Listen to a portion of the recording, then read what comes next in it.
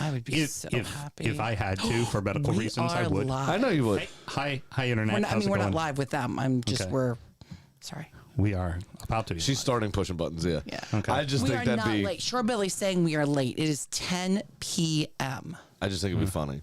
Right. If you had to just get fucking stoned. I don't disagree. So, Countdown. so in the It'd meantime, be great content. So in the meantime, filled out the paperwork. I got to mail the title back to them, and then I got to wait for them to send the money to me. Yeah, do all that and shit. Yeah. all that shit The as fucking well. bureaucracy bullshit. And then You are now live on the internet. Hi, Internet. How's it Did you going? at least turn your tags in yet?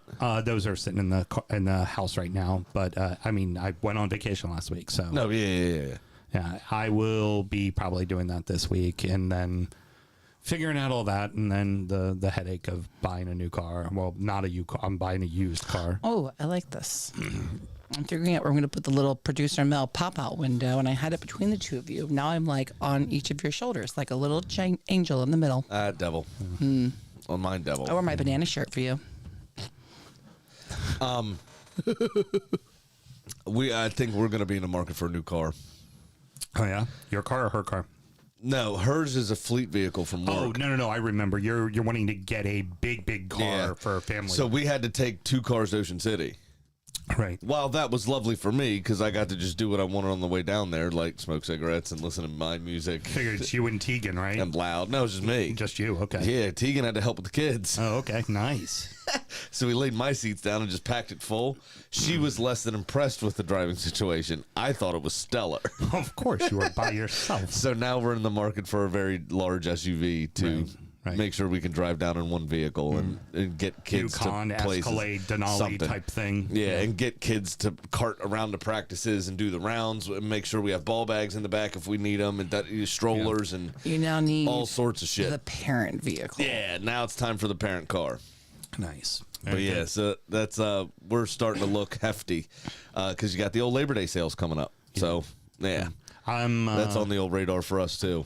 For me, the key things will be got to be a sedan, right? Yeah, I don't. You don't like big cars. Well, and I also don't like. You like big cars. You don't like anything larger than a sedan. Right. I don't. But it's not like you're driving around in a Civic. I'm saying you like bigger sedans. A truck would be stupid, right? Because the gas mileage on it would just be stupid. And also, I don't really like those big high in the air trucks. It's not for me. Yeah. And then what like you drive, that kind of like hybrid kind of crossover thing. I hate those. Yeah. I hate them because they just, for me, you sit too high and it feels like my gut is literally over top of the dashboard when I'm in one of those things. Right. I just don't like it. So sedan's one of those things you can really kind of get low to the ground, get back, But the problem is Impala's no longer being made. Right. 2019 was the last year of the Impala. And that was what yours was, That's right? what it was, yeah. All right, do you want to go tiki, fitty, peach tea, or tropical punch, or fruit punch?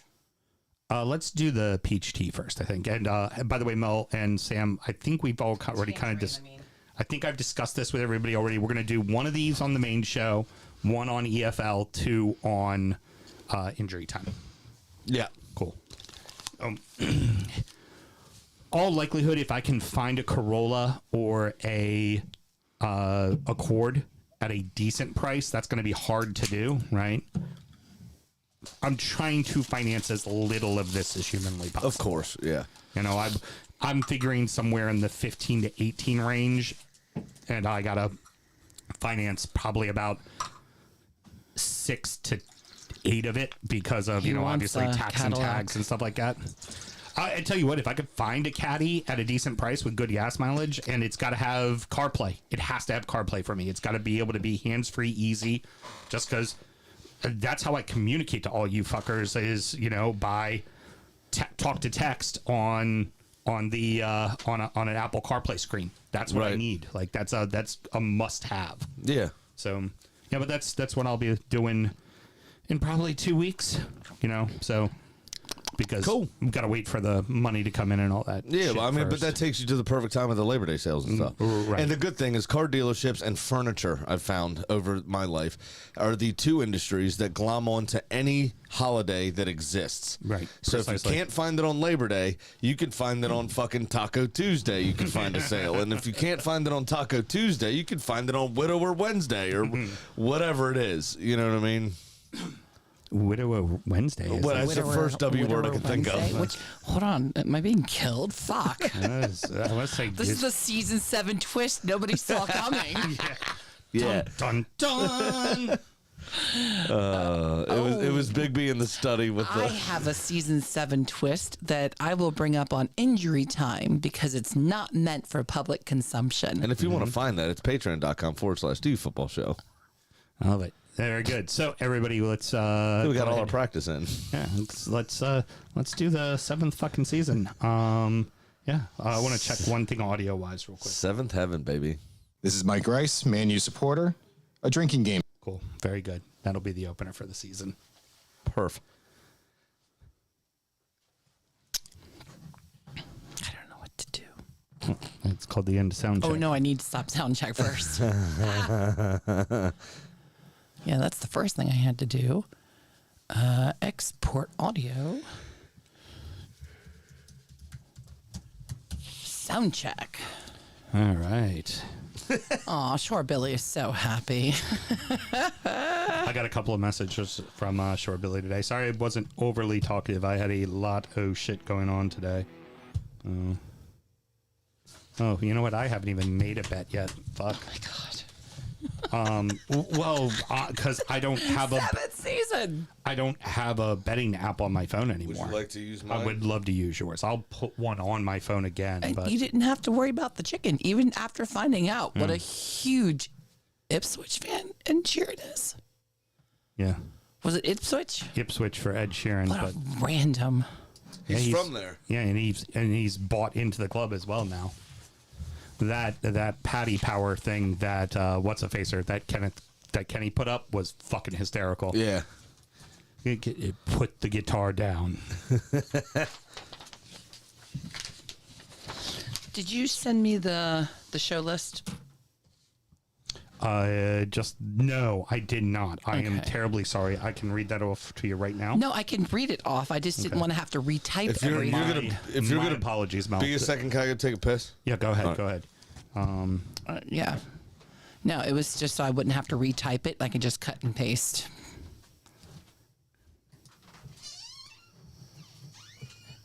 Let it be known, Graham is going into the backyard.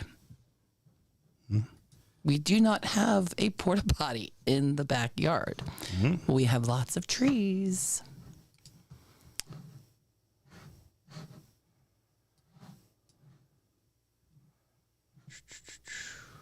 I don't see how to find out how many people are watching right now. It could just be Short Billy for all the heck I know. Oh, 4. Huh, I wish I didn't know. Well, there'll be more of us Oh, talking here soon. 5. More of us. We will be talking here more. Just sorry here, everybody. Little off. All right.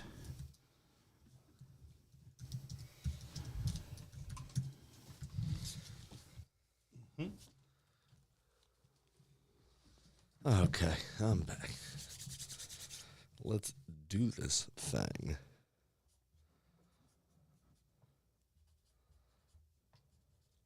Not until I get the wink from Sammy.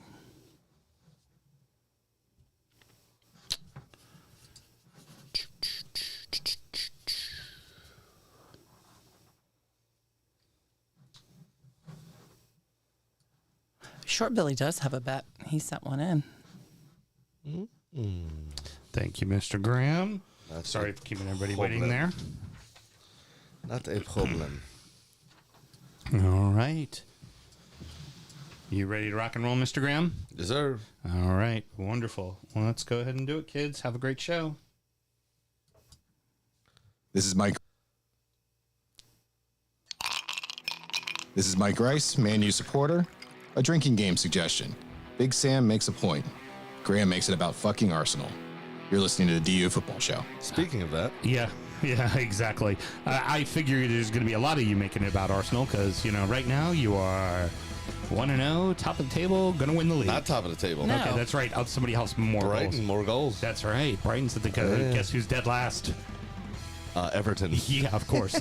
Let's start the show. Born in the land of Bowie, Maryland. Bred to be a fan of fucking Everton. Punch you in the eye and drink your rye. Sam Houston. Sam Houston? Arsenal fans have another Sam. AKA the fucking Gooner Graham. Stump of my lord. Look straight in shorts. Sam Graham, hey. Sam Graham. Drunkard United!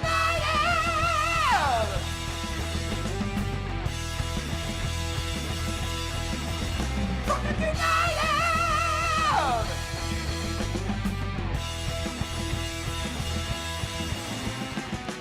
Hello and welcome to the DU Football Show, a totally biased recap of the English Premier League as told by two common American schmucks. I am your host, Sam Houston, and across the way from me, doing his best Cucurella impression with the hair fucking Come on. everywhere. My co-host, Mr. Samuel Graham. How you doing, buddy? Oh, good. Just welcome to Football Town. You know what I'm saying? Yeah, there is. I'm one of your hosts, Sam Graham, and welcome to Football Town. he's already doing a little hint at something there. That's Come about on. to happen. That's fucking seventh heaven, baby. We're in. We spun the bottle, and we get 7 minutes to talk your motherfucking ear off. Yeah, if only it was 7 Or minutes hours, long. or- If only it was 7 minutes long. And of course, on the ones and twos, Producer Mel, how are you doing this evening? I am so excited. I forgot to turn off my mute button for a moment. I know. Well, and Whiskey Throwback. Dick, Hashtag throwback. and Whiskey Dick was also saying, hit the fucking mute button right as she was doing Yeah. it too. If we so can get him to redo it, he's coming in this week. hey, he's coming in this I want to week. change that to, and don't be a cunt. Okay. Oh, shit. We weren't supposed to say that this season. Okay. Well, Who said that? I did. I missed that memo. I already broke the first rule. I missed that memo. Fuck. Cunt. we're recording at the DU Public House just outside the nation's capital. You can check us out wherever you get your podcasts. And, of course, streaming live every single Monday night on YouTube, Twitch, Facebook, and on Instagram. Not on Twitter, because fuck Twitter. And, of course, please be sure to go like our TikTok channel. We can start going live on TikTok once we hit a certain number of followers. So we would Yeah, love so that. make fake accounts, follow us, do all the things. Yeah, we are 10% there. Ooh, that's a hell of a number. If only that Chinese facial recognition software got followers, it'd be great. It Should you doesn't. want to chat with us, there's many ways that you can. Mr. Graham, tell the good people how they can get in touch. Absolutely. It's the same that it's been for the last 6 years. It's at DU Football Show on all the social medias and dufootballshow@gmail.com to get in touch via email. Sam and myself both work in the wine and spirit industry and both have a deep, passionate love for all things distilled spirits. So as the red-blooded Americans we are, we vow to have a drink in our hand throughout this show and every single show. Mr. Graham, what are we drinking tonight? We have Waterford whiskey. This is an Irish single malt whiskey, but it is interesting because it is a terroir whiskey. They source all of their barley, all of their grain, rather. Nope, it's all barley and it's a single malt. It's all barley. They source all of their single malt from specific farms and then release expressions of just that barley. Which is pretty freaking cool. This one in particular is called the Cuvée. It is 100 proof, which is also a little high for a standard Irish whiskey. Oh, she got some to heat. be completely fair. And the Cuvée back label, just to give you a little blurb about it, says our unique library of individual single farm origin derived from distinctive Irish terroirs presents an unprecedented spectrum of flavors defined by Ireland's soils and microclimates. Famously, Ireland, the only country in the world you can experience all 4 seasons at once. Right. Here, by layering And Maryland. Here, well, we are Catholic, yeah. Here, by layering such singular spirits and expressing, each expressing its own identity, we present an assemblage in which 25 individual Waterford single malt coalesce to create the Cuvée, the definitive Waterford whiskey, our lodestar.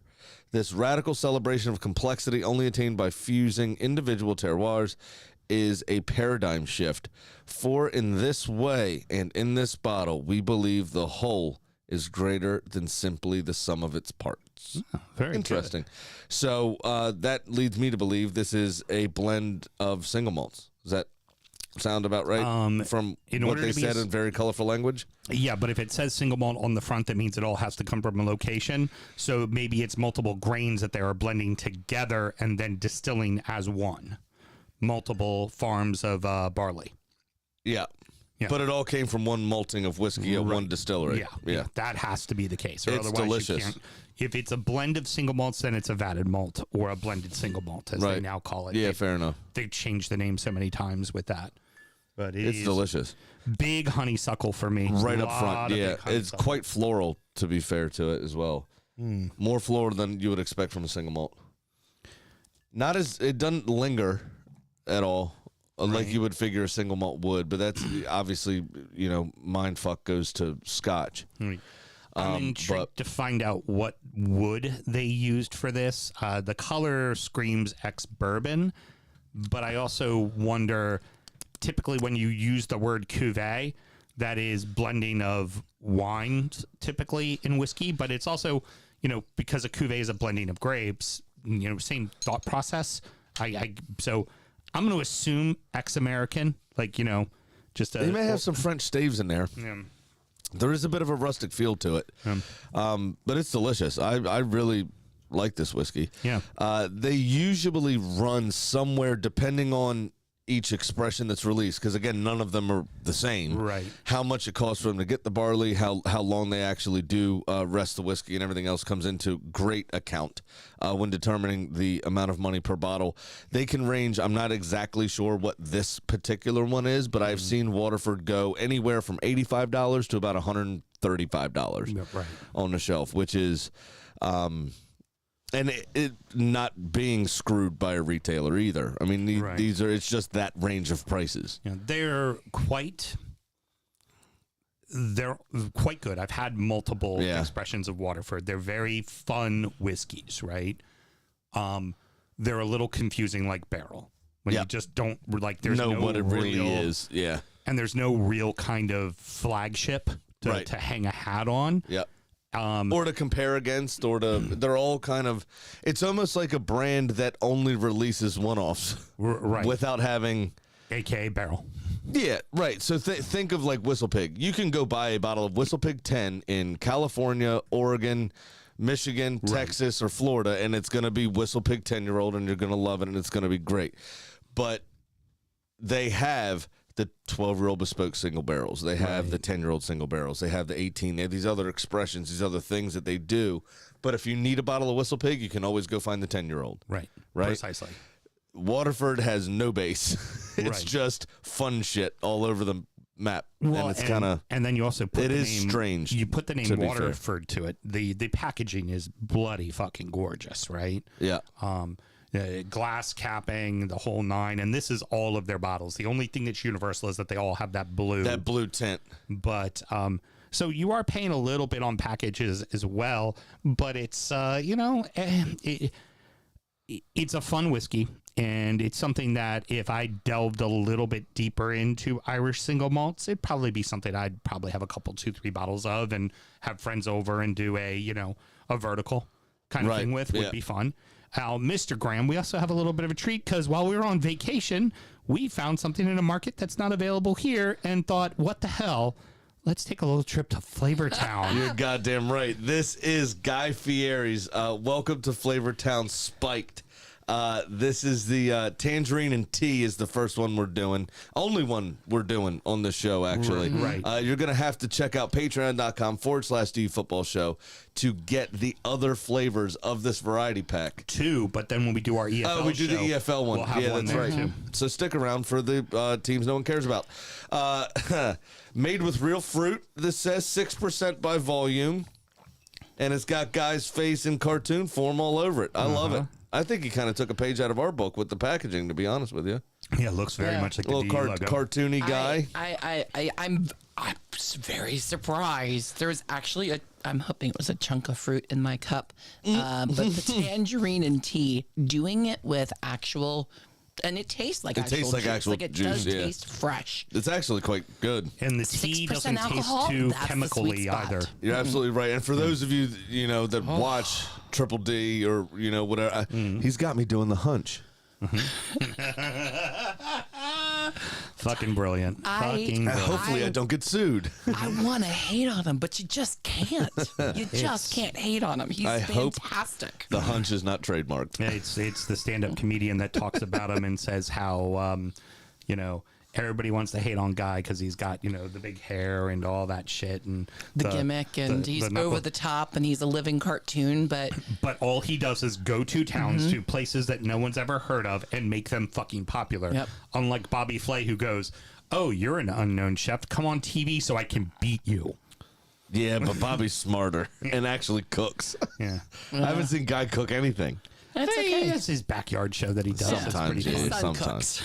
Yeah. Or he cooks under the direction of the other chefs. Yeah. Like, I mean, he's hit the sweet spot. But on his he does know what he's doing. Yeah. And what he does is basically, in culinary terms, is what Neil deGrasse Tyson does, where they're able to explain high level shit in layman's terms. So when Bobby Flay or somebody talks about the animal fat and this, that, the other, and then Guy just goes, yeah, it's unctuous. You know what I'm saying? Animal fat makes shit good. Yum. Right. That would be exactly where that somehow Stephen It's my Hawking version of history. That's how I do history. Stephen Hawking blinking says has 16-letter words that no one can pronounce, and then Neil deGrasse Tyson goes on Twitter and goes, "Yeah, this is what he meant." I love it. That's what Guy Fieri is. What else should we always do, Mr. Graham? Always remember to drink responsibly. Let's have a great show, everybody. I should probably use the glass to clink it. Yeah. How you like that? Yeah, not very good. Mel and I sounded delightful. It's the cunt mug. Yeah, exactly. Doesn't clink. I never got that memo, by the way, of us not saying that word. It's just kind of what we do. Exactly. But she didn't say that. Yeah, well, I try to say D-back as much as possible, but whatever, What a cunt. For not telling us. I love when jokes come full circle, man. It's the seventh heaven. The season has begun, and it's presumed that it will be a two-team race. Both of those teams cruised and appeared to already be in mid-season form. Arsenal 2, Wolverhampton 0, Manchester City 2, Chelsea 0. A great start for the season for the Gunners, man. Yeah, absolutely. And just, a dominating opening 15, 20 minutes or so. A gorgeous cross from Bukayo Saka to open the scoring, and a great header from Kai Havertz. Those two connecting again. So anybody that was worried about Kai getting done what he did last season, again, he's off to a brilliant start, obviously. Saka looked a little tired, looked a little off it. Obviously played every game at the Euros. Exactly. He was substituted in this match. He was not substituted a lot of last year. I think you will see a bit more rotation this early part of the season, especially against teams that we are playing very well against. Well, particularly considering Trossard, Martinelli, and Saka all deserve to start every match. Yeah, and you can only start two of them. Rotate them all, and Trossard can play from either side. He's right, but you also have Jesus that could play on the right as well if needed. You also have Odegaard that can step outside and Fabio Vieira step into the middle. You have Vieira who can play the outside to less effect, arguably, but you have players that can slot in different positions. And I think the way Arteta has gone about rebuilding this Arsenal team is that there is cover everywhere, really. Yeah. There's somebody that can multiple people that can play pretty much every position, which is nice. But Wolves had their time in the sun, in this match, particularly after Cunha came on, who's always dangerous, and really did force David Raya into a couple of very good saves. But then, of course, you have Saka come in, just cutting in on that left foot. It's almost at this point, it's Arjen Robben. I know we've talked about this a few times, but it's a signature move that is coming that you just can't stop. And he is of that level right now, where you just simply can't stop him cutting in on that left foot and rifling it into the far corner. Right, precisely. I think there was a dubious kind of penalty call argument. Don't think it was a pen. Right. But you talked about us being in midseason form, and if we equate those to the bases on a baseball diamond, you say Arsenal probably at second base in scoring position. Right. There was somebody that did score with Gabriel Jesus' butthole in this game. Well, I was about to say to say Wolves were chippy would be an understatement. An understatement, yeah. Yeah, that's absolutely true. Now, I will just say, I know just because Arsenal fans get so butthurt about anything that goes on Careful. against them. It's been it's too soon. Too soon. The funny part about that is none of that even made the highlights. Yeah, Kai Havertz getting choke slammed didn't make the highlights. I got in a little verbal tiff with Smokey on the interwebs. Yeah, Here's the first thing that Smoke needs to understand, just on a personal level, okay? Don't come for the Arsenal on the internet. We're worse than the fucking cat people. Right. Okay? And within 2 comments, 6 of my Arsenal brethren were jumping down his throat. Yeah. Firehawk being one of them, who's the most mild-mannered person we've ever met. The calmest man ever. Yeah, pretty much. So, Smokey, we are essentially the football version of Don't Fuck with Cats. Okay? So I will say a few thoughts in that, and then you can go wherever you like with it. It's Gabriel Jesus, don't fall for it, right? Don't fall for it. That happens second, though. Yeah, but don't the getting to be fair, Gabriel Jesus is being a cunt to begin with. Right. He's standing in front of the ball. He stopped in front of the ball purposely Yeah. to fix his sock, which is why he was bent over. Fix his sock, Right. which is why he was bent over. Right. But you've seen people push a hip, a shoulder, like tap the back of their head to kind of put them off balance. You know that old thing you used to do to your own teammates? Oh, exactly. At training, like that. You see that all the time. He intentionally reached in, middle finger in the butthole, and tried to put him off that way. Well, Mr. Graham, there's 2 types of people in this world. I'm going to leave it at that. Gabriel Jesus and the rest of us. Yeah. Well, so But that happens second. Yeah. The first thing is what I'm actually angry about. Right. That's the thing that really choke makes me slam. mad. Yeah. When you saw it in real time, there was a pause in midair when both feet were on the ground and he extended arm and you saw his entire body motion go down towards Kai Havertz's throat. Right. That's violent conduct. That's worse than what happened with the Brereton Diaz, Fabian Schär little stupid headbutt. We'll talk about that thing, in the second of course. segment. But what I'm saying, if you're going to give their violent conduct is the reason for that red, what happened here and why didn't the VAR look at it? Right. You can see the intent. The still shots make it terrible, like all still shots do. Right. So why didn't that still shot make it more terrible? There. Producer Mel, what you got for us? Well, Christian has a question for Graham.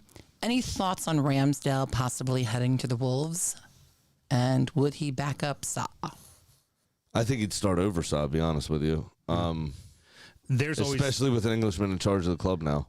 There's been a couple of times where Saw has been flirted with being sold to the Saudi league. Yeah. So that could still be on the table. I heard Italy as well, a couple of rumors about Italy. He's been a little longer in the tooth. I wouldn't be surprised by that move at all. It also wouldn't surprise me to be alone with the option to buy because I don't think Wolves' finances are great either. Oh, no. Well, also, just for you guys, too, it's just to a matter protect of us later in the season where he can't play against us. Yeah, that's fair. Yeah. Yep. But I just think it could just be a loan as well, not even with an option to buy, just we want to make sure he gets minutes. Yeah, but I don't think they're going to let Saw go unless they have a guaranteed commitment at the end of it. Yeah, that's the very fair thing to say. Now, the other thing that I would say is where you decided to grab his ass, that what happened there. Like you said, you're right. He's being a dick, right? It's also like, just push him, right? Exactly. I mean, I've done that. You just give a little hip nudge, And I'll be the first to admit, and we've talked about this before now, but when I do it, there's a reasoning behind it. When I used to play goalie on corner kicks, you would always have that player who would stand and lean up against you and try to mess with you. That guy, I would take the hand, cup it, put it right on the ass cheek, and just tell him, you got a really great ass. just like that. But and which would normally get them to like yell words that aren't acceptable, throw an elbow, ooh, dude, get away from me. But what it would do is get them off of being in my way, right? But you also, more often than not, would probably get them sent off for violent conduct. Right. In this instance, it's like, you're gonna try to he trying to stick a finger in his bum. Like, just seemed wrong, seemed off. The whole thing seemed weird. And also, if the whole point of VAR is to cut out that chicanery, the AKA Luis Suarez doing shit off camera that nobody notices, like the ball's all the way up the field and he goes over and kicks Kevin Morales in the knee. Like, that's what VAR is supposed to do. I forgot about Kevin Morales. Right. Wow, what a reference that is. Well, and that match, Everton were doing well, particularly Morales was doing well, and suddenly Luis Suarez goes over and rakes him down his leg. He gets subbed out, and then the game completely changes. That's kind of what, or better yet, an even better example, Diego Costa.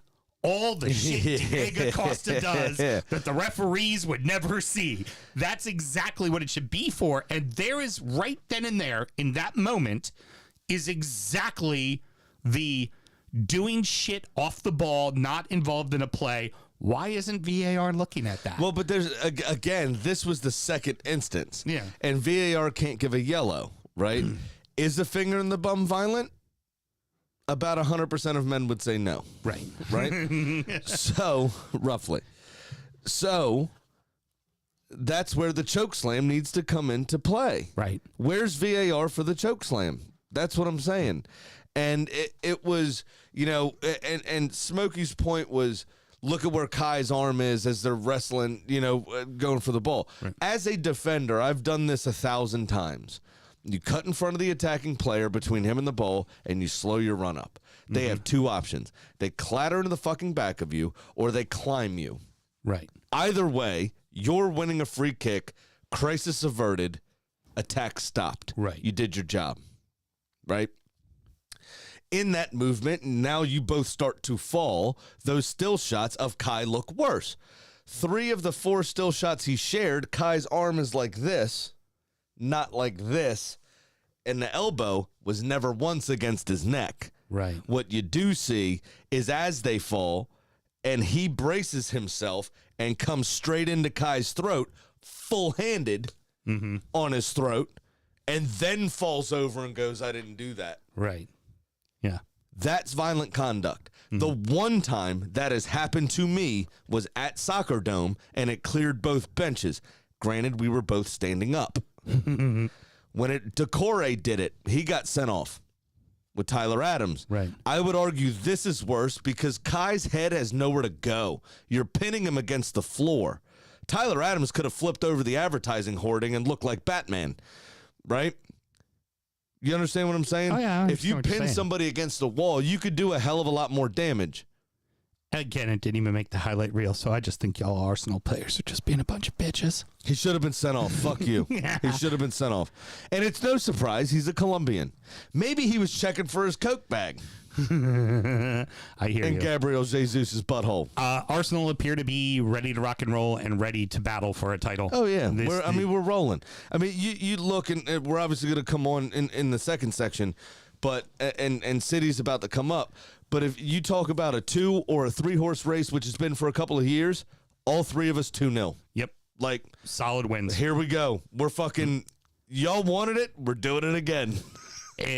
On to that. City are just fucking lethal. Yeah. Holland did barely touches the ball, finally gets the ball inside the box, boom, goal, back in the net. I heard a stat. This is now a record for a player under Pep Guardiola. He has now completed the least number of passes as a player, period, in a single match that any player that has ever played under Pep ever has completed. 3. Really? He only completed 3 passes, Erling Haaland. He had 2 shots on target. He only passed the ball 3 times. Right. Completed 3 passes, rather. His job ain't to pass. No, it's not. His job's to fucking score. What's interesting is that he's becoming more and more of a focal point, which in your mind, especially when Pep's Barcelona that changed the world it lingers in your head. There's nobody that can't not pass the ball. It seems to be like they're it's all changing. Yeah. Like Pep is actually adapting rather than fixing players to fit his system. Right. He's actually adapting to this focal point system, which nobody was sure was going to work. Here's the thing: Chelsea weren't awful. Now, but They weren't awful. There was no Rodri. Yeah. So you're going to have chances. And it helps when Ederson drops shit. Hell of a note that the owner goes storming out of the building before the game, out of the stands before the game's over. When, I mean, dude, you can't expect the new coach when you're playing the 4-time defending champions, right? Like arguably the best team in the world, and your guys put up a performance. They had a couple of chances. They had a disallowed goal for a very unsurprising Nicholas Jackson offside. Cole Palmer had a shot on target. There's a couple of things with Chelsea that are an issue other than just the squad, right? Or other than just the coach, or other than just whatever, right? 3 weeks ago, 4 weeks ago, whatever it was, maybe midsummer, so maybe 5 weeks ago, you had Enzo Maresca come out and kind of say, Raheem Sterling is a big part of our plans. He's a very important player for us, blah, blah, blah, blah, blah. Doesn't even make the matchday squad. No injury. As the squad is being announced, Raheem Sterling's people, agent, whoever, releases a statement. It says, we'll be considering our options. This isn't great. Yeah, blah, blah, blah, blah. It's not a direct quote. But, like, this was a surprise to us, blah, blah, blah, blah, blah. And it appears as though he may not play for them. Chuck Wameka. Enzo Maresca was asked about that, and he said, yeah, it's a football, he needs to play 35 games to prove that he can stay fit, and is he going to play 35 games here? Right. Todd Bowley, let's go back to him. You mentioned that. I know he's upset that Enzo Maresca couldn't pick one of 84 players, couldn't pick 11 out of 84 players to beat Manchester City. But should you be buying 84 players? Right, precisely. No. He's a spoiled brat dickhead. And the fact that he stormed out and showed a lack of faith and a lack of understanding and a lack of respect for his own team is very telling of the toddler that he is. And he's a toddler with $1 billion. If you gave Cameron $1 billion, I would expect her to act the exact same way when two of her toys didn't talk to each other because they're fucking toys, mate. I love the sign that was in front of a bar that was put up in our closed group that said 115 charges against 115 signings today. That was pretty good. Now, that being said, we bring up the 115 charges. Looks like that's the investigation or the hearing coming to a close, and the hearing is supposed to be happening soon. The hearing is about to happen. I like it. So, yes, the team was in perfect form, and Premier League title. Here we go. And then you heard Pep talk after the game with the Peacock crew, and they were like, how do you feel about this season coming in? He's like, it's different. We're focused. This is what we're going to do. This is how we do. It's not the normal overly tinkery kind of Pep thing. It's almost like it's not a comfortability in the regards of, we got this. It's more a comfortability in, I know my pieces. They all know what they fucking do, and we're just going to go fucking do it. Well, it's interesting. That's what you kind of the vibe you got from when you were What's interesting is to that point, I found their squad very interesting. Now, Phil Foden being left out on the bench, not left out completely, but on the bench, fair enough. Played every game of the Euros. Had a lot of minutes. Had a lot of minutes last season in general. Guy needs a rest. Had a baby over the summer. He's probably fucking tired. Yeah, probably very tired. I get it. The third kid, by the way, at 24. Jesus. Or whatever he is. Well, then when you got fucking 12 million in times 4 in the bank, it's fine. Yeah, pretty much. You can afford it, nanny. And England has the best ones. They made movies about them. Who's the bro with the umbrella? Mary Poppins. There you go. Very good. I was gonna let you just walk that line yourself. I had a little brain fart there. It's like the Waterford's getting me. I was about to say Mrs. Doubtfire, not English. No, just English accent. No, Scottish accent. I think Okay. it's better. Anyway, not the point. What was very surprising to me was the unused substitute of Jack Grealish. 2 years there at City. Obviously, no one really plays for the first 6 months, as it takes a while to get used to Pep's system. Obviously, cost £100 million from Aston Villa. Had the treble-winning season, and then went off on a bender, as Grealish tends to do. Picked up an injury in an unfortunate time after not starting the first couple of games of last season. Didn't come back to full fitness until the winter. Was sparingly used. Was left out of England's squad. Had a full summer off. A full summer, completely off. And the brand new 19-year-old Brazilian kid that they bought 2 weeks ago starts the game, and Grealish doesn't even make the field. Yeah. I found that very telling. That is actually quite telling. And that's a shame for somebody with that immense of a talent, that it looks like he may be starting to be frozen out of that squad. Now, maybe Pep's got other ideas, which he very well could. But just based on Pep's history and how he bloods people into the squad, and then when he's done with you, he's kind of done with you. Right. And it doesn't look great. Huh? And I don't know anybody be able to pick up his wages. And City's going to want to recoup a little bit of the fee. So maybe then it's only 114 charges instead of 115 charges.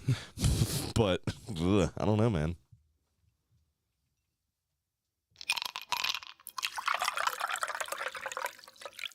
The three newly promoted sides began their campaigns all against top half opponents. Liverpool 2, Ipswich 0, Newcastle 1, Southampton 0, and Tottenham 1, Leicester 1.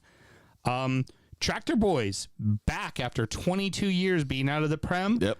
They had a big fucking ask having to host Liverpool. Absolutely they did. But they stuck to their task well. That whole first half was pretty decent. They worked hard. Liverpool obviously dominated the play, but Ipswich had a couple of chances. First half, Ipswich had 5 shots and 2 on target. Allison had to make a couple of saves. Mm-hmm. Liverpool didn't have a shot on target. They had 2 shots, 0 on target at the end of the first half. So that, they were up for it. And of course, being in their building, it's rocking, right? And Liverpool's a professional side; they're prepared for that. But of course. Well, the Ipswich fans really were just thinking out loud. I see what you're doing there. Keep going. Got a whole list. The other thing that the other big thing is you can't overlook the fact that Klopp is gone, right? And there has not been any signings so far, only departures. Now, correct. But you also have to then say all the important parts are still there. You have to say, all they did was just get rid of the fuzziness, right? So you have to say, including Mo Salah with his shaved head. One could say that Arnie slotted right in. Yeah. All right. I'm just waiting on you because you're apparently really butt-sized to want to do this bit. You're gonna. Well, no, that was a different pun. Yeah, I'm working on more Ed Sheeran song titles. You're killing me here, Graham. Keep talking. I'm leading to you. This is normally where you talk about what happens during the game, and I feed you questions. They are a championship side that came up, so eventually the bad habits did creep in, and it only took 5 minutes in the second half. There, 60 and 65 minutes, where Diogo Jota, and Mo Salah really just slapped Ed Sheeran in the face. Sad part was he wasn't even there to see it.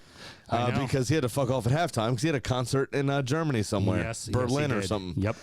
So he sold out a different arena, but he obviously owns a bit of the team, and we're poking some fun at that. That's, I guess you could say that's his castle on the hill. It's very much so. Even though there are farms over there, so it's relatively flat, but it works. My point is that there is for their first game out, and I don't want this to sound very Luton-y, because it might. Mm-hmm. They put in a good effort. They put in a good shift. And I know it's Liverpool, right? It's won Premier League championship in the last few years, runners up a few times, third place once. They are still quite good, as you say. They do still have a majority of their pieces. The spine of their team is the same, really. right? You have kind of an unknown factor in Arne Slot coming over from Feyenoord, and we don't really know what he's going to do. Right. But eventually in this game, the cream rose to the top, and, you know, for at least 60 minutes, it was a lovely atmosphere at Portman Road. Welcome back to the Prem. Good job. This game told us really nothing about either team. Right. You can't really draw any inferences from it.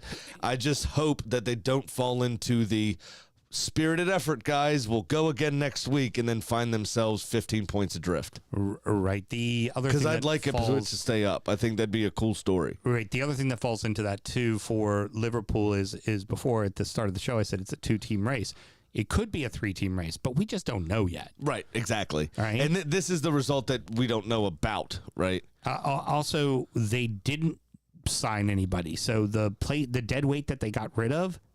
Well, they're now asking some kids to play, and they haven't brought in anybody. Like, if you get a serious injury, You could be in trouble. could be in a lot of trouble. Yeah, but I think Liverpool's kind of waiting for get a couple results under the belt, show that the project still works, even though it's a different manager. Yeah. Now we can bring people in. There hasn't been a shit ton of movement besides at Chelsea in the transfer window for anyone, really. No, not really at all. Well, everybody sees what happens with financial fair play and the PSR, and they're afraid to. Well, And also the other key thing that happened there too is the teams at the bottom got their finances straight and didn't have to sell to the bigger clubs, and that kind of screwed over the bigger clubs for spending money. Yeah, but there's 15 other leagues they can go look at. Right. The other follow Brighton scouts. Right. The other piece is there was a summer tournament, and can I drop $75 million for somebody to get hurt in the first 2 weeks? I'd rather see somebody prove themselves for 3 weeks that they are fit, and then I'll go in and offer $65-70 million for them. Right. You know what I mean? Mm-hmm. So that's the other thing. But, you know, a lot of people might say that the Ipswich thing is a house of cards. You know, there's all this hype, there's all this stuff, but we have to worry about it. But as Ed Sheeran would say, it could just be a Lego house, you know, a little sturdier and maybe stay up. Nice try. Newcastle get a gutsy win despite the absolute boneheaded play by Shar. Like, you know better, man. I think VAR with this and the advent of VAR, I think should look at this, and also, if you're going to do this, also book Barrington Diaz for a dive. Right. Sure. Still give him the red. Don't be putting yourself in a position you're an idiot. Right. Is it warranted a red? No. Is it technically violent conduct? Yes. Put the head to the head and move your head even an inch forward. You're giving the ref a decision to make. It's a red card. It's going to be called red. Right. It's just what they do. But Barrington Diaz, you can tell from full speed, slow speed, from any speed that was not warranted. You should be able to give him a yellow for that. Yeah, agreed. Because that's bullshit. And hopefully that'll stamp some of it out, because some people may have gotten a yellow earlier in the game, play act like this on a fake headbutt, and then they win their team an advantage. Well, it's just like diving in the penalty box, isn't it? Right. Yeah, agree. You don't deserve that. Right. It's bullshit, but I understand you can't also, then you bring in the subjectivity or objectivity of a headbutt. Right. Was that the force required? Was this, whatever? It wasn't a headbutt, to make it clear, but the problem is the way they've written the rules. That's how they talk about it. If the heads are pressed together and you go forward. much, it's over. Right. It's they call it a headbutt, and especially with concussion rules, they're going to be overly sensitive. And with it. somebody that is so experienced, like Fabian Schär, that fucking, this is the case. Why are you getting involved with this 25-year-old kid, 24-year-old kid, whatever he is? Just don't do it. Don't do it. What are you doing? Doesn't matter, though, does it? Well, but here's the thing. The Saints end up deciding they're going to play, and this is kind of, what a few pundits have talked about. Russell Martin's going to play his style of football, and that's it, and that's what we're going to be. Well, that feels very Burnley-like, which can get you in trouble. Great, you're going to play your style, but at some point, you got to get scrapped in. And here's one where you're up a man and then you give up a goal shorthanded. Mm-hmm.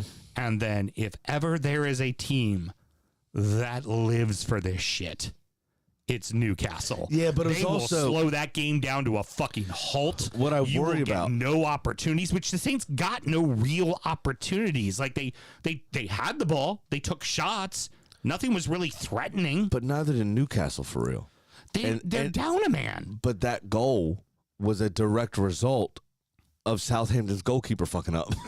Oh, Passing the absolutely. ball straight to Isak. Absolutely. What I'd be worried about from a Newcastle perspective is I don't really think they were dominating the match prior to Fabian Schär being sent off. And that was on 33 or 34 minutes, whatever it was. I think it's still hard to really assess that they wouldn't have eventually taken over in the match, you know?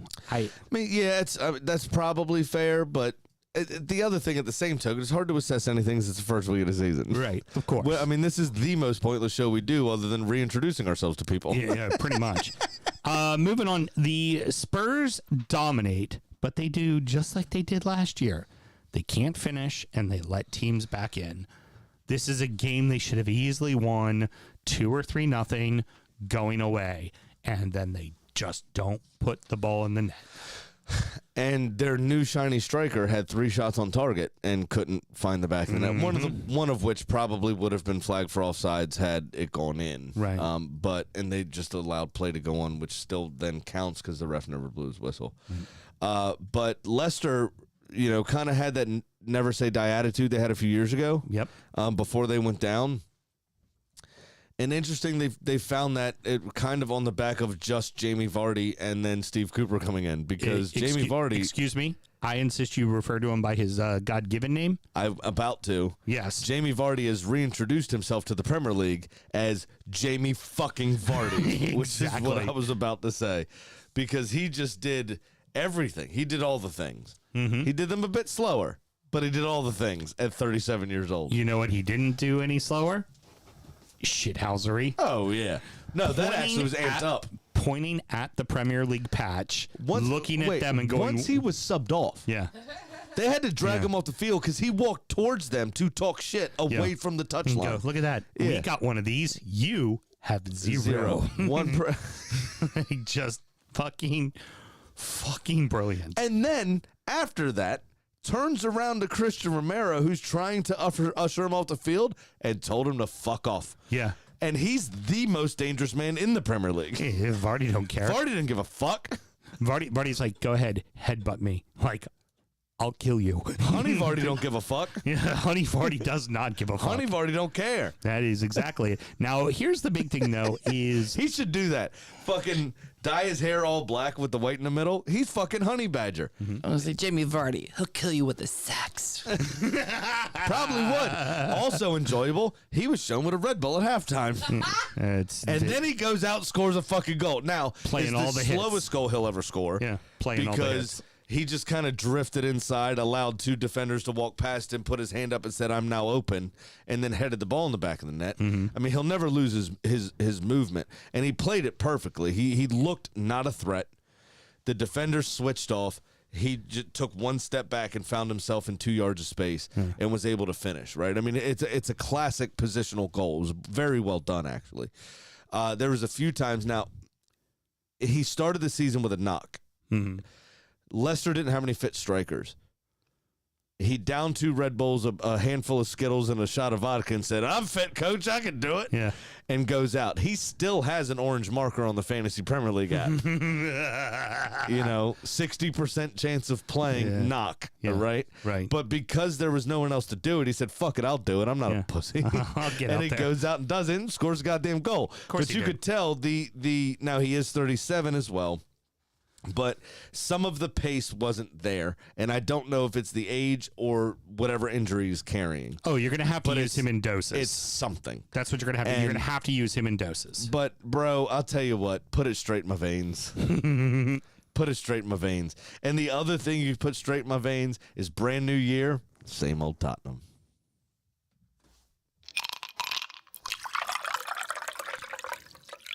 Rounding out the rest of the league, and so that happened. Manchester United 1, Fulham 0, Brighton 3, Everton 0, Forest 1, Bournemouth 1, Aston Villa 2, West Ham 1, Brentford 2, Crystal Palace 1. The opening match of the season on that Friday, meh. So, I was actually quite surprised. United looked like they were relatively organized. Yeah, but it But still Fulham had a shit ton of chances. Yeah, and it still took them 80 fucking minutes to score. Like, It did. The whole game needed a goal. Right. I think it was one of those. This was nerves. This game, I think, was nerves. Neither team wanted to lose. A lot of people prior to the game were talking about Fulham and their chances here at Old Trafford to do something special. Mm-hmm. I think that made Fulham a touch nervous, to be honest with you.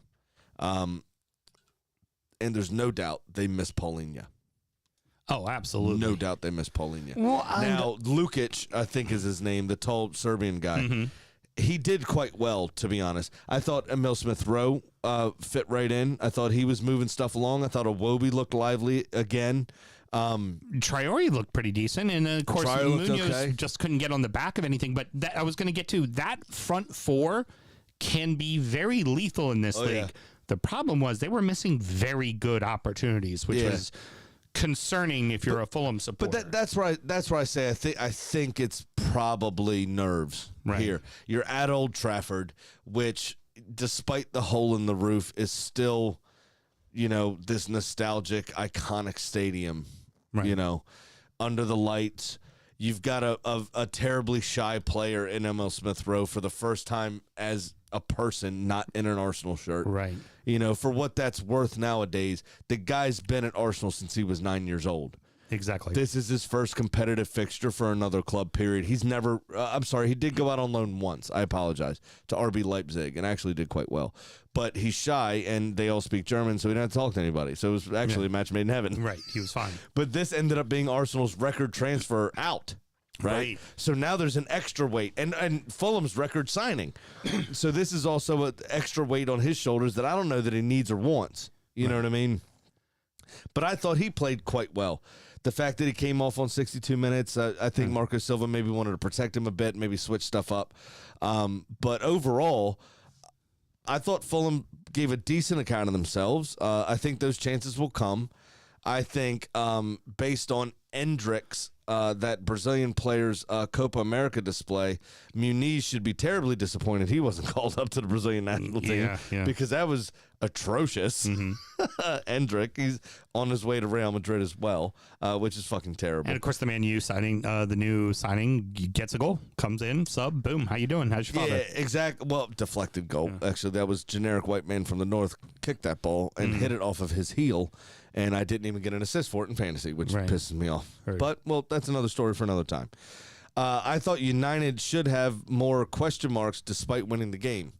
Rasmus Højlund obviously hurt, fine. Bruno Fernandes has played a false nine before. Right. They have other striker options. They chose not to use them, which is fine. Garnacho, I think, would actually do okay playing through the middle because he could play off people. He could, I think, do a false nine better because he's faster. They chose not to go that route. Marcus Rashford obviously has played as a number 9 before, and they didn't use him there. I don't know if Rashford's going to be on this team come the end of the transfer window. Yeah, I don't necessarily disagree with you. So Fulham had chances, didn't really take. Onana, I think, made 2 great saves. Other than that, nothing major. I think United could have done a lot better than they did and won this game convincingly to put a lot of question marks to bed, and they just didn't do it. Yeah, agreed. So both of these teams, again, there's a lot up in the air about them based on this result. Really bad from the Toffees, considering that it is the end of the final the start of the final season at Goodison. Now, admittedly, massive missing parts, right? You are on your 3rd choice at right back with Ashley Young. You're missing your probably your best center back in Branthwaite. You're missing a piece in the midfield, and you ask the new kid signing T.I. to come in and play, which he probably made the best account of himself out of everybody out there. T.I.? Ingridham. Igbranham, the kid from Villa, T.I. His initials are T.I. Oh, I thought it was I thought they signed the rubber band man, Mel. Yeah, so that's what I thought. So that's why I was calling him T.I. And Everton showed stuff in the first 20 minutes. They had a goal called offsides. They missed a couple of opportunities. One chance back of the net. And then start of the second half, penalty not called. For me, it would have been a soft penalty, but We've seen him given. But Dunk put himself in the scenario that, I mean, the penalty doesn't, like, there's not even a chance for a penalty if that guy's not on the ground, if he's standing upright, right? Yeah. And they say they're not going to have them look at the screen unless it's Working. Because Right. actually, they've had to use a backup monitor already at Goodison Park. Yes, but that it was a good call. And actually, with someone's iPhone in the crowd, they looked at. But That is how often they use them at that park. I know. Yeah. the fact that it's supposed to be, we're only going to look at the monitor if it is blatantly clear and obvious. And I'm like, what in that replay shows you that the initial call on the field shouldn't stand, right? There was nothing that didn't say, oh my God, ref, you got that horrifically wrong. It was a soft penalty, sure, but yeah, should have been called a fucking penalty, no doubt about it. And then Brighton's third chance is Ashley Young doing what Ashley Young does best. Yeah. It was, wasn't it? It was he doing his Ashley Young things. Yeah. At the time, though, it was what, 2-0? Or no, 1-0? It was 2-0 It was when he 2-0 got the already. red. 2-0 on Oh, the red. yeah, because Danny Welbeck was Yeah. ushered to the front of the 18-yard box by everyone. Adrissa Just Gay showing the made a red carpet. really brilliant pass to Danny Welbeck. Yeah. Not on But our then team. your two defenders just back off. Oh. Well, you know why? Because we were intimidated. Get my way downtown, walking fast. I'm a seagull, go fuck yourself. That's absolutely correct. I mean, the first words of my notes are fucking Ashley Young again. And he Yeah. played 75% of your games last season. Is he really third choice? He is. I'm just taking notes to pick holes in your story. Nathan Patterson, then Seamus Coleman, and then the third choice at right back is him. I think you hear everything you need to hear about Everton. As I'm about to do my Lord shot because we got to keep this rolling, and I do want to talk a little bit about Brighton as well. Everything you need to know about that match comes down to the following. Michael Keane and Mason Holgate were on the pitch at the same time on defense for fucking Everton. Like that's about all you really got to say. So for anybody new, we do a shot on Malort every single time your team loses. My team loses a lot. Here we go. Oh, God. While you do that, It's been a while. well, it hasn't. Last game of last season, actually. You're just right back into the swing of things. Yeah. What I would like to say is, as another special treat for everyone watching, we normally do our beers in a section on the what's it called? Injury Time on our Patreon show, previewing the following week. But a lot of times, I will try to buy beers based on name that have real things. And this time, I just want you to, sir, it's a Mobtown Brewing Company beer. We don't have to go through it. We can review it on the next show. But I just want to say, don't be a negative octopus. Heard. Because you have 8 problems. Yeah. You have 8 problems. Yeah. Like octopi have tentacles. Just don't be a negative one. Okay? That's all I wanted to say. Exactly. That's it. I'm perfectly fine with that. I did wrap it up. Thank you. You know, With that, I spent money on this joke. I'm saying it. Yeah, fine. Go fuck yourself. For Brighton, I think there is concern that you think of like what Southampton used to be, where they were in the top 10 and playing around with Europe, and then they just kept selling parts, and at some point it caught up to them, and you would think, oh, is this the year it's going to catch up to them? After that result, no. You have the youngest coach in the history of the Prem. 7 years younger than James Milner. Yeah, and The guy's 30. He's 8 years younger than me. Is that going to affect him? No. It's nothing.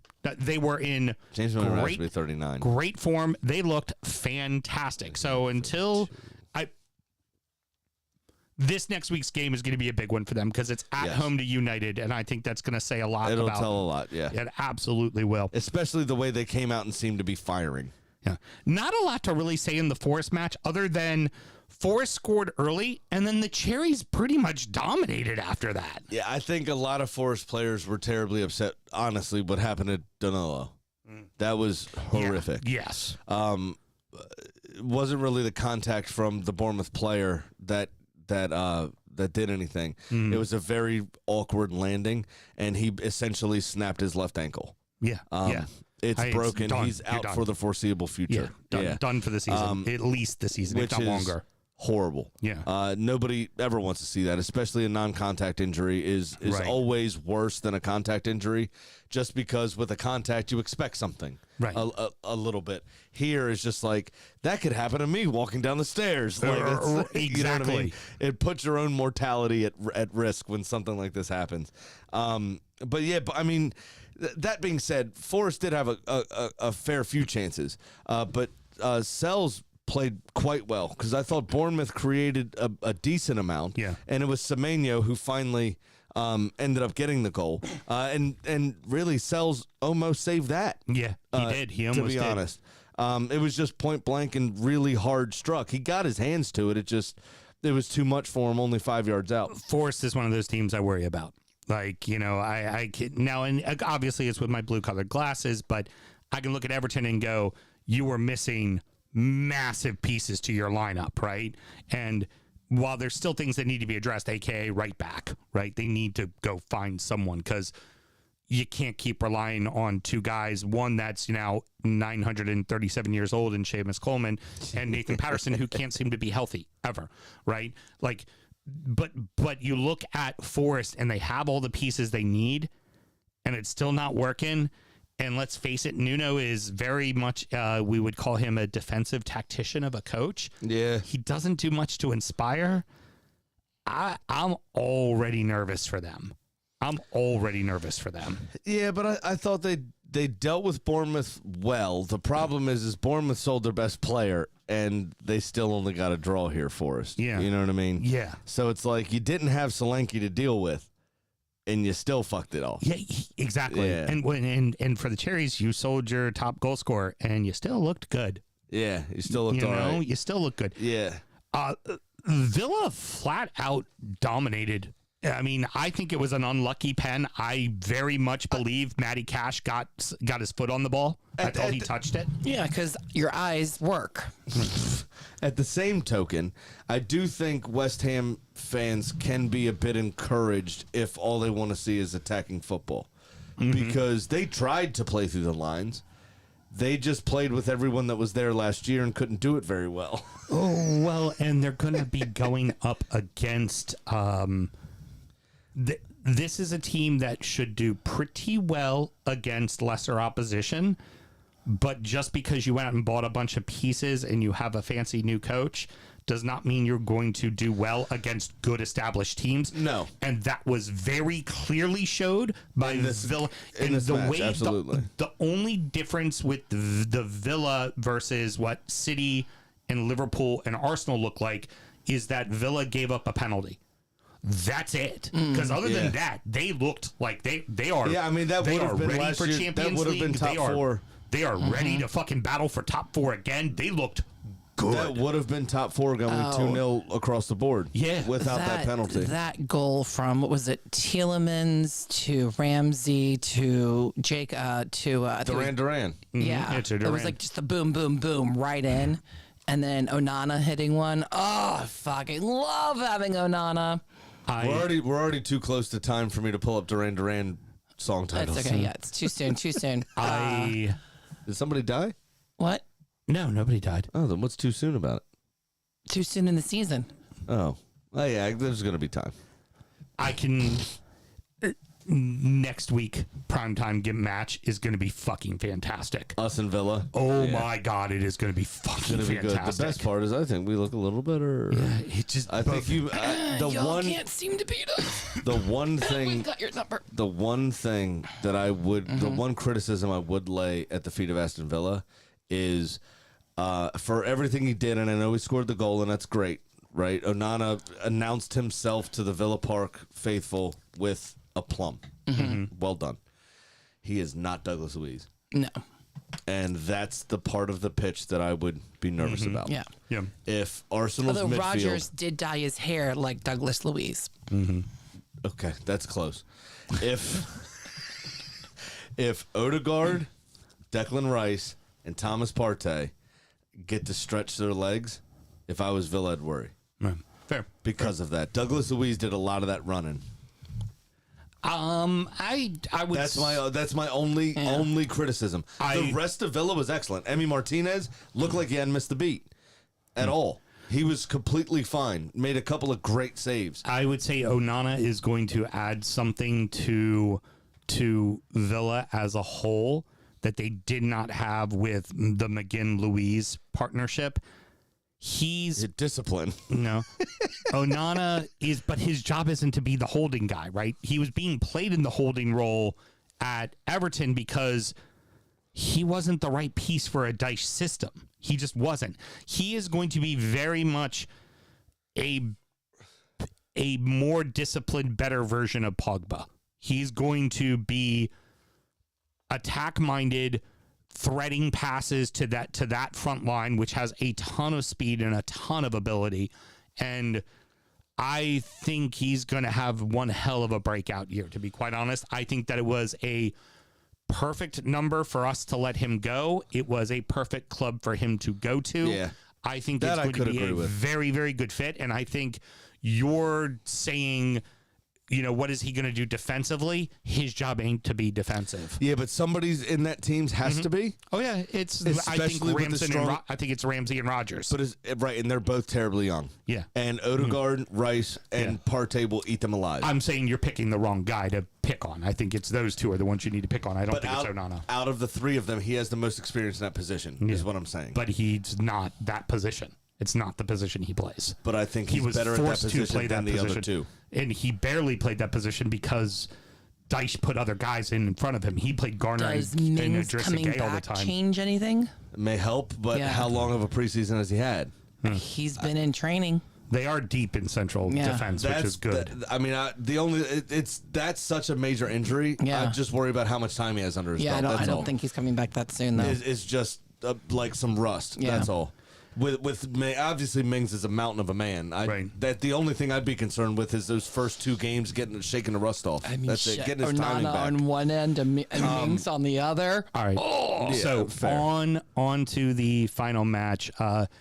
Honestly, the Bees were quite opportunistic, and I thought Palace looked well.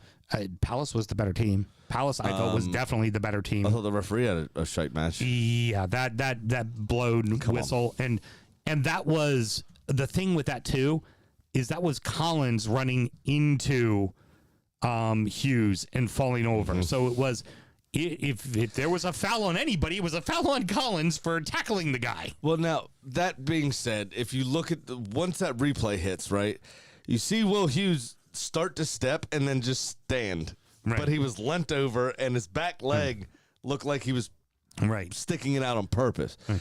But the ball wasn't going there. That had no effect on anything. There was no advantage gained. There was no nothing. It was a coming together that shouldn't have been called, no matter what position it was in my opinion. And Eze's goal, brilliant fucking free kick, should have stood. And then I would have won more money because I had this game as a draw in my actual money, my real money bet in real life. And when people want to say the ref needs to blow the whistle sooner, right then and there is why the ref needs to keep the whistle in the pocket. Look to your side officials. Listen to what VAR says in your head. Hey, I think you missed something, but let the play happen. You can always go back and overturn it. The difference there is offsides is the other thing. Yeah. The difference there is offsides because they were already getting 96% of the play correct. Mm-hmm. And we've already seen, and I know you enjoyed it, but when Jordan Pickford broke Virgil van Dijk's knee, and it was clearly 5 yards offsides. Right. They should have raised the flag. Yeah. You know what I'm saying? Come on. But in this sort of instance, keep your fucking whistle in your pocket. Moment of silence for the Dutch tulip. I just wanted you to say it. Thank you. Here's the big thing for Brentford, though. Ballsy move. They do not even have Tony in the lineup. They are apparently going to sell him. And here's what I find interesting. Well, they just said amidst the interest is what Thomas Frank said. So we've spoke to him. He's okay with it. We don't want him to get hurt in case he does find a move. Well, here's the move that's being talked about. And credit to Brentford for not ultimately selling, because let's face it, it's like you guys would love to have him. Like, you'd love to fucking have him up top. I don't know the way Kai's going. I don't know. But you'd love to have him, right? And also, if they have to sell him, they would have to sell him at now, not the 100 million. A little bit of a cut rate price, right? yeah. Probably sell him for 60, of which 60 or 70, which you guys would jump at, right? Now, here's the thing. Here's where they're talking of selling. Sell him to the Saudi League, and where that is somebody in the prime years of their career. Because normally when you're going to the Saudi League, you're at the twilight, right? It's kind of like the MLS thing, right? It's the MLS in the Middle East, right? Yeah, but unlike Ivan Toney, I'm not going to bet on that.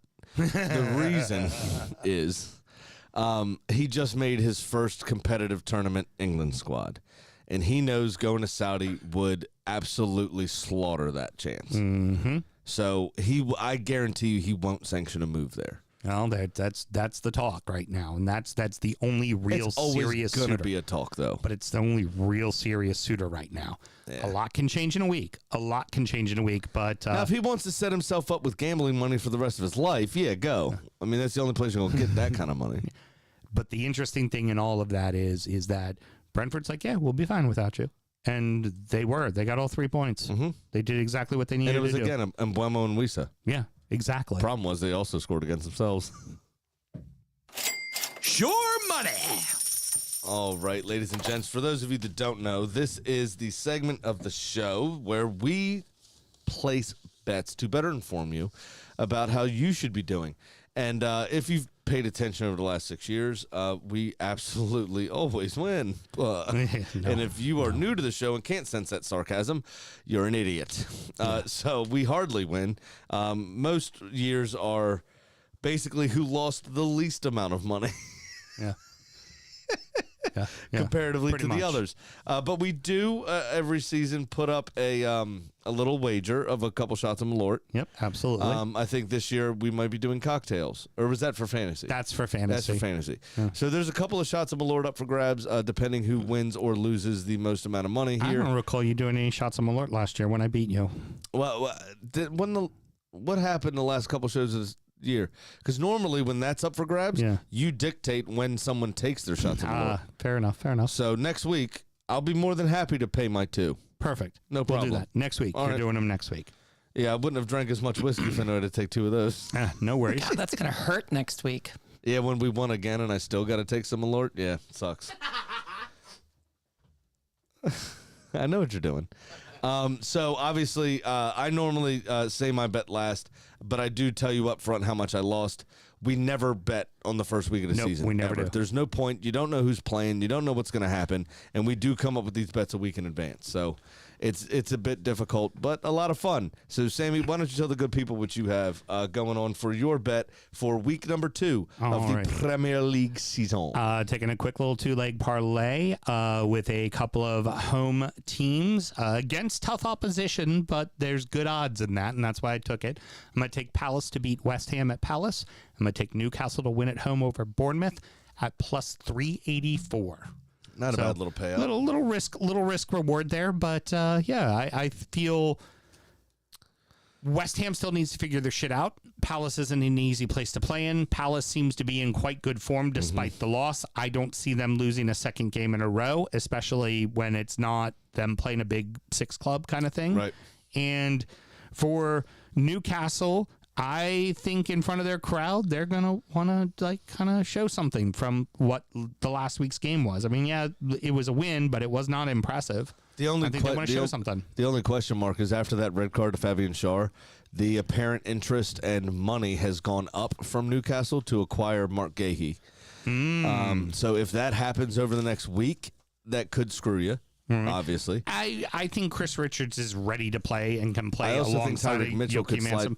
slide in as Right. well as an experienced head and play kind of a 3-man back. Right. To be honest with but you. with last season, it was Richards and Joachim Anderson for a good portion of the season, and they did perfectly fine as a pairing. So I don't think him departing will hurt, but I don't think it's detrimental to their team. Right. Yeah. No, I understand. Yeah.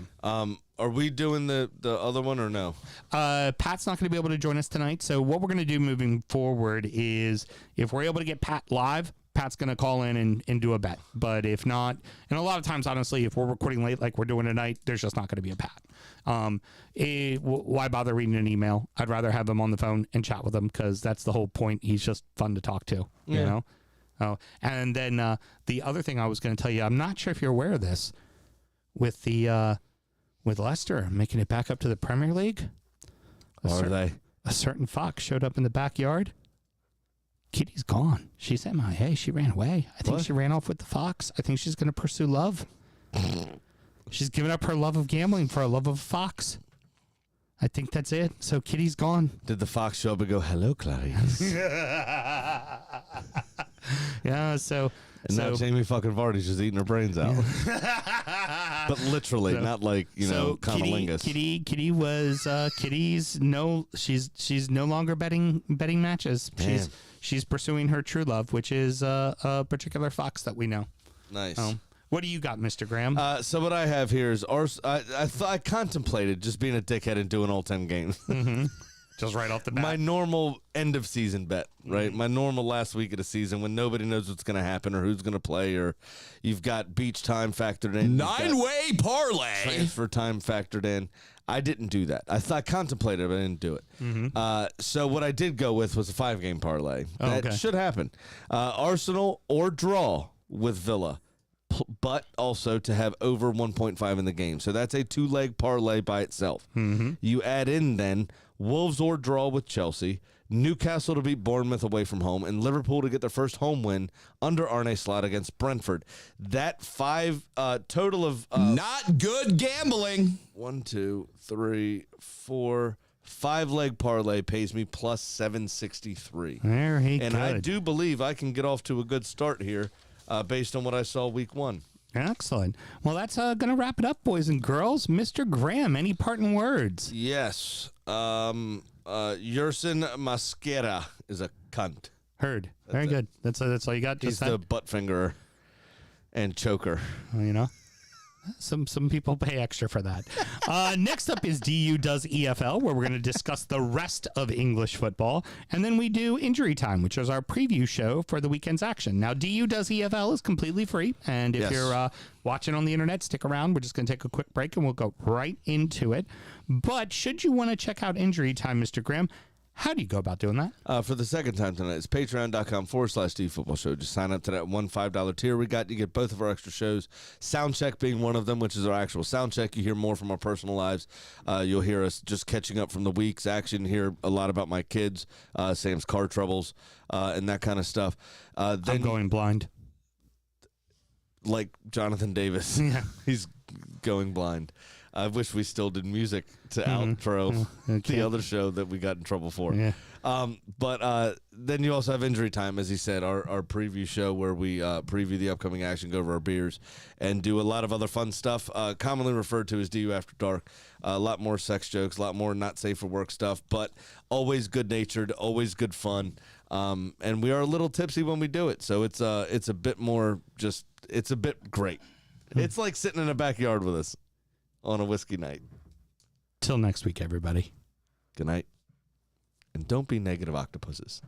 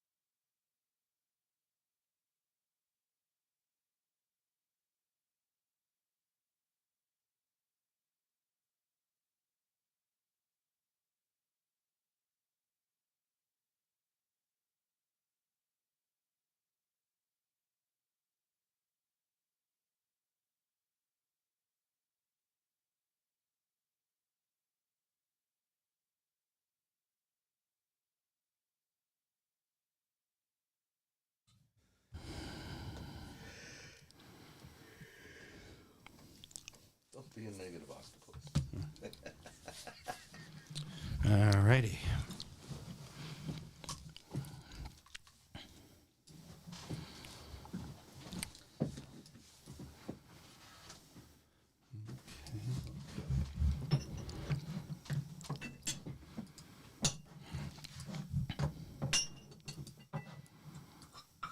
You picked out the next Flavor Town. Yes. Very good. Let us know when we're coming back in. Okay. Okay.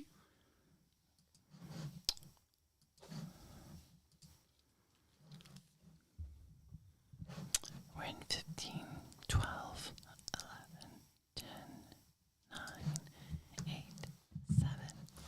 Come on, sometimes I'm gonna come. 4, 3, 2, 1. God damn, it feels, sorry, Russ, it feels good to be back. Yeah, it does. Oh, that was Although the audio might have been on that entire time. okay. Oh, Well, it's whatever. it's not on the record, so don't worry. It's fine. Yeah, Everything's fine. it's, as exciting it was for hearing the listeners getting ready to do it again. Writing that show was exceptionally easy for me yesterday. Yeah, The minute I 100%. started typing, it was boom, Right done, into like, it. Yeah, It was just all right. Here we fucking go. didn't miss a beat. I watched a shit ton of matches. Didn't mind sitting in front of the TV all day watching footy. It was It was great.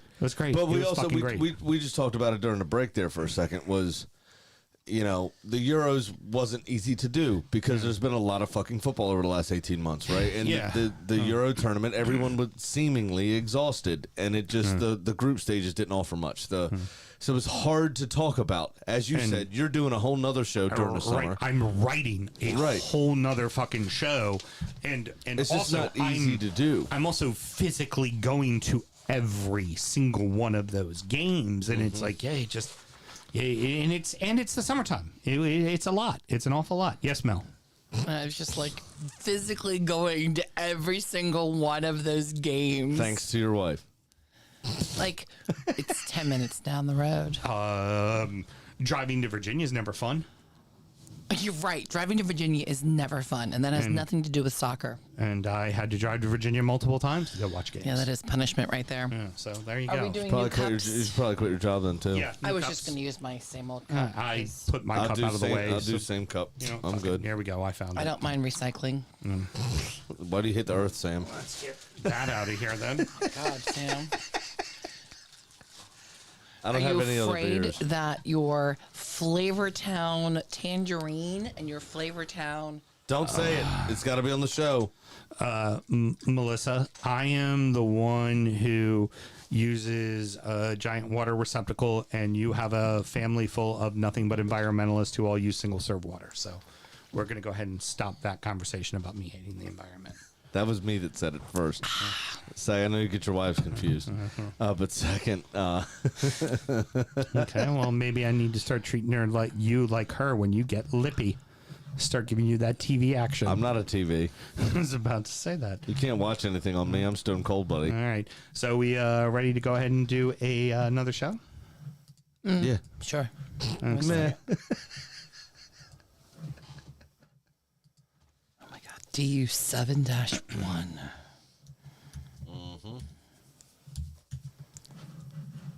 7 years. 3 more to go Till we have to find another co-host. until I get another contract. Well, let's see here. Carry the 0. Times it by 0. Yeah. Big fat zippy. It's All good, right. good thing you're fans, baby.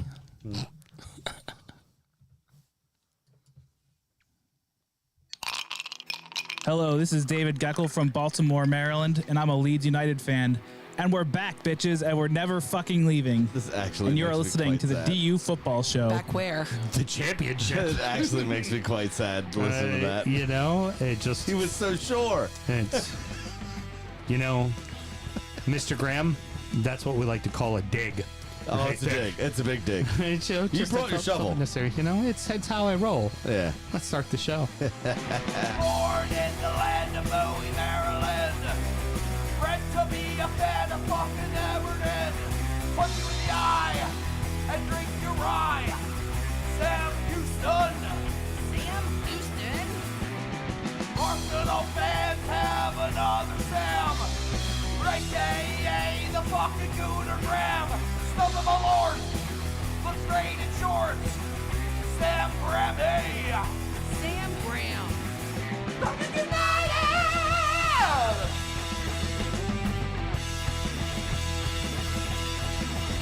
Drunkard United!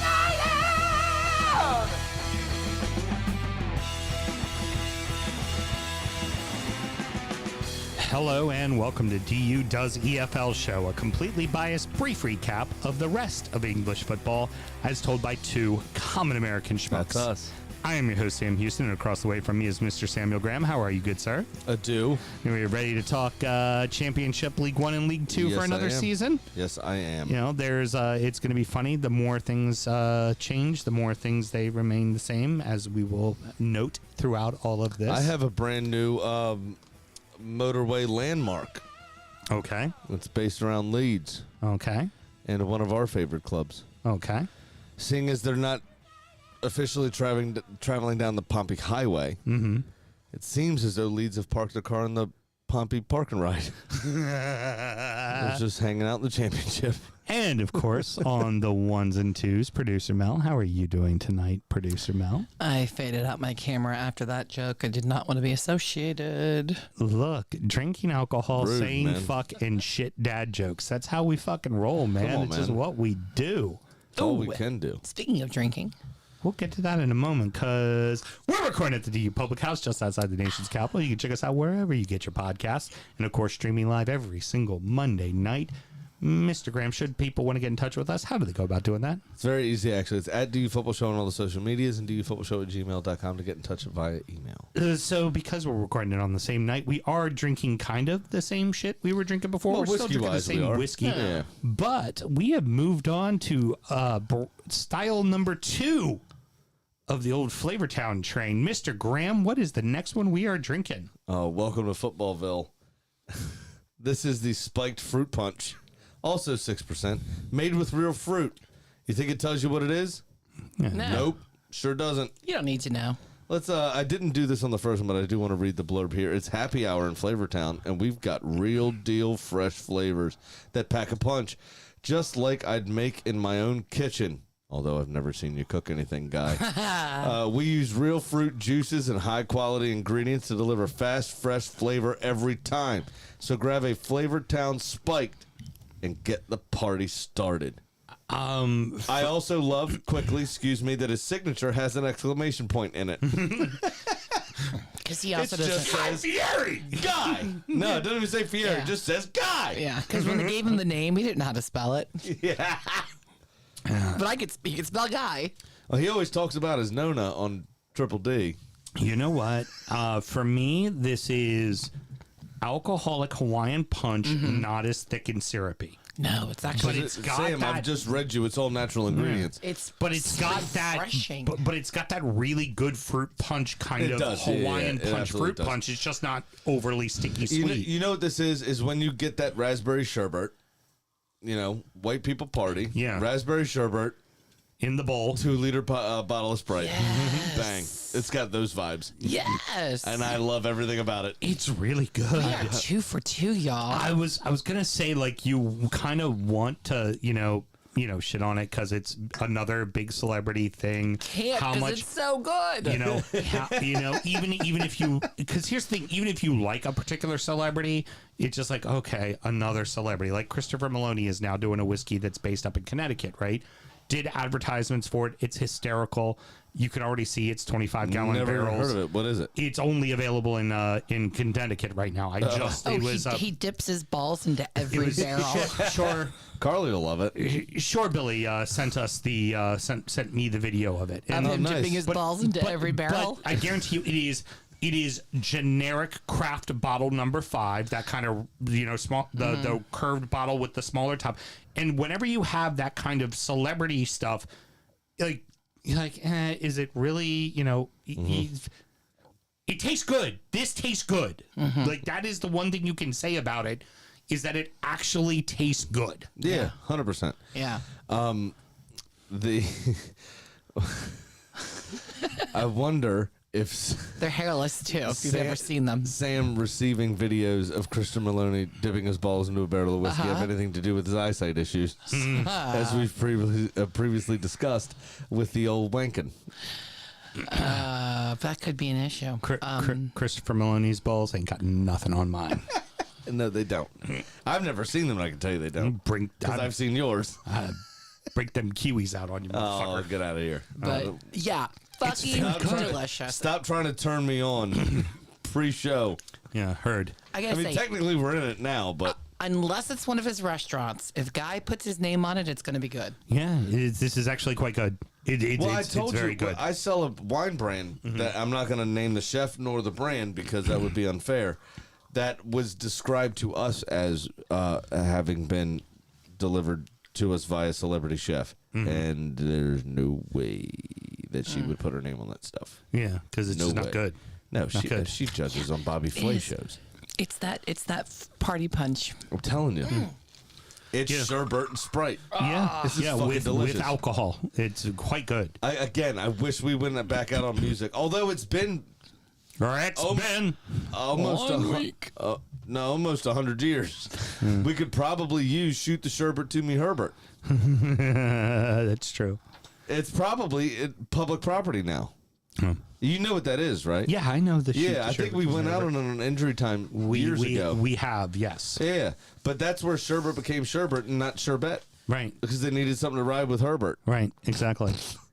All right, well, let's open up with the championship. We're already 2 weeks in, and some notable clubs. We're going to go ahead and just kind of hit on them and not really get into the action all that much. Just kind of talk a little bit about what's going on with all of them. Leeds opened the season with 2 draws, but it's a bit more about how they are very much a new-look club, missing out on going up to the Premier League. They had to sell pieces, and they had to sell some pretty big pieces in Somerville and Gray. Oh, yeah. And they do also still have the potential of a lot of interest around Willie Nanto. Yeah, very much interest around Willie Nanto. The black Italian Jordan Shaqiri.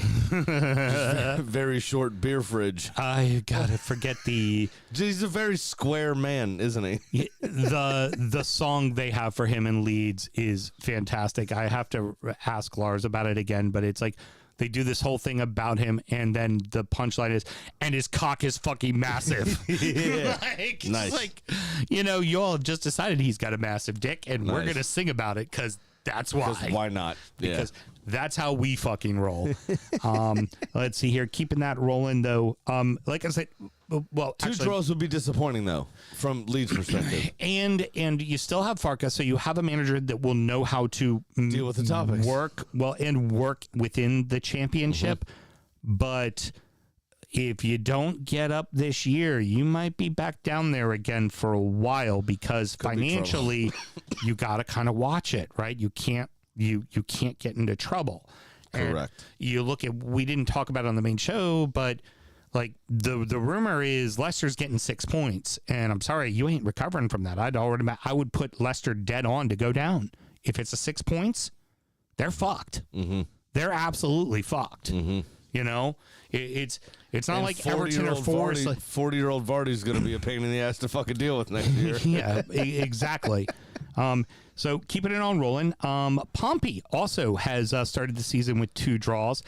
That first draw they got was against Leeds 3-3 in a fucking wackadoodle match. Barn burner.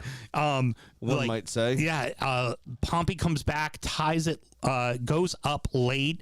Leeds ties it late, and then Leeds misses a game, like a sitter for a game winner in like the 98th minute. But here's the piece of that, right? This is perspective of clubs, and this is what you get a lot in the lower leagues, especially is Leeds obviously pushing for promotion. We had what was it, 4 clubs last season that could have won the championship in any of the previous 10, exactly, or some shit with record point total kind of situation.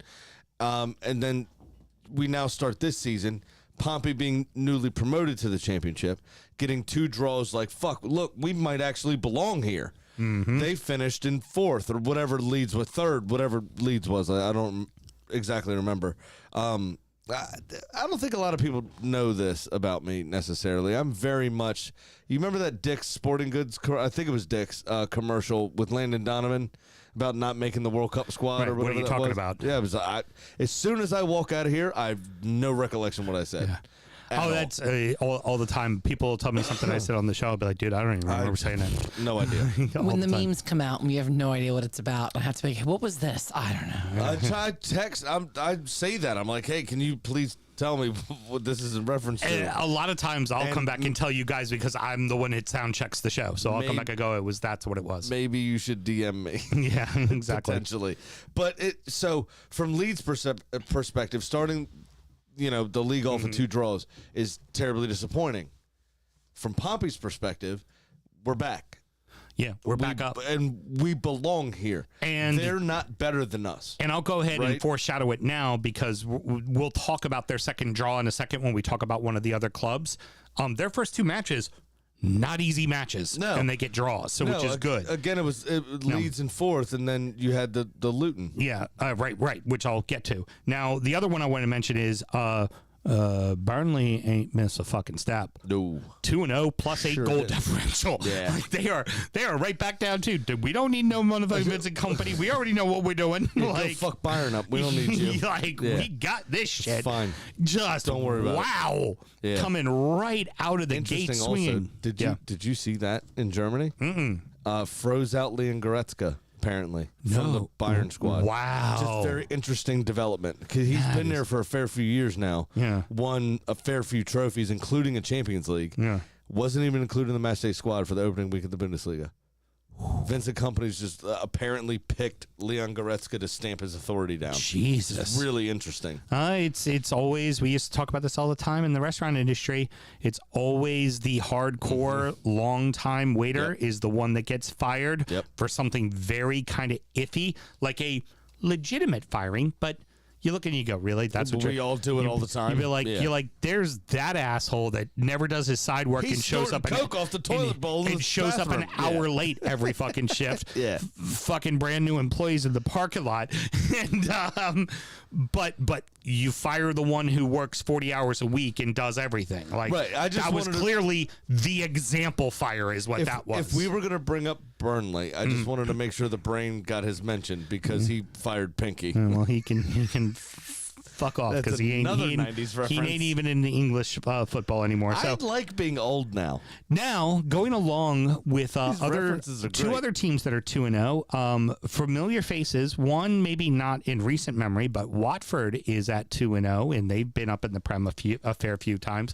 And Sunderland has started the season 2-0 as well. So I hope they go up because I'd love another Northwest Derby. Oh, you mean Tyne-Wear? Tyne-Wear. Yeah, God, I want Northeast that so bad. Derby, actually. Yeah. But yes. God, I want that. Tyne-Wear Derby would be great. The final team we were going to talk about is Luton.